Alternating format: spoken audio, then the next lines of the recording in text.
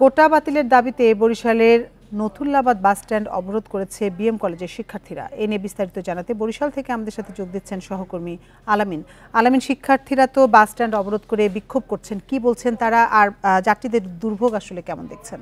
এখন জন্ম সনদ দিয়ে খোলো বিকাশ স্টুডেন্ট অ্যাকাউন্ট, নিজের বিকাশ নিজে কর।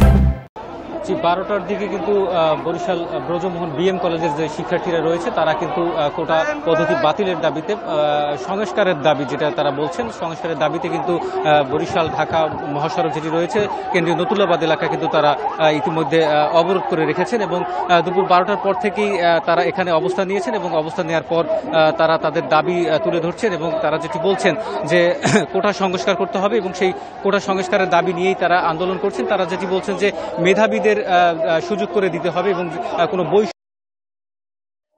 থেকে তাদের আন্দোলন চালিয়ে যাচ্ছেন। এর আগে আমরা বরিশাল বিশ্ববিদ্যালয়ে দেখেছিলাম এরকম আন্দোলন শিক্ষার্থীরা করে যাচ্ছেন। সেক্ষেত্রে কিন্তু বরিশাল বিশ্ববিদ্যালয়ে আজ বিকাল 3:30টায় তারা বরিশাল বিএম কলেজের শিক্ষার্থীরা এই মুহূর্তে বরিশাল কেন্দ্রীয় নতুল্লাবাদ এলাকায় কিন্তু তারা তাদের কর্মসূচি পালন করে যাচ্ছেন। এই ক্ষেত্রে কিন্তু আমরা দেখেছি যে ঢাকা বরিশালের যে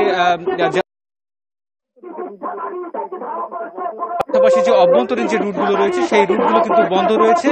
শিক্ষার্থীরা রাস্তায় বসে পড়েছেন এবং তারা সকল ধরনের গাড়ি চলাচল কিন্তু বন্ধ করে দিয়েছেন এবং সেক্ষেত্রে আমরা দেখেছি যে বরিশাল কেন্দ্রীয় নতুল্লাবাদ এলাকা থেকে যে ঢাকা রুটের যে বাসগুলো চলাচল করে এবং অন্যান্য রুটের যে বাসগুলো চলাচল করে সেই বাসগুলো কিন্তু বন্ধ করে দিয়েছে এবং এর পাশাপাশি বরিশাল থেকে যে অভ্যন্তরীণ রুটে যে বাসগুলো চলাচল করে সেই অভ্যন্তরীণ রুটের বাসও কিন্তু চলাচল বন্ধ হয়ে গেছে। এক্ষেত্রে কিন্তু দুর্ভোগে পড়েছেন যাত্রীরা।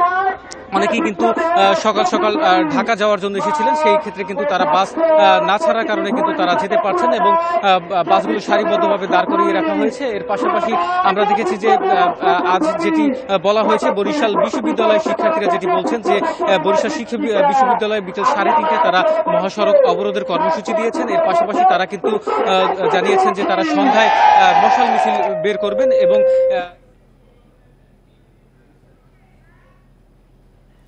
বরিশাল থেকে জানাচ্ছিলেন সহকর্মী আলামিন।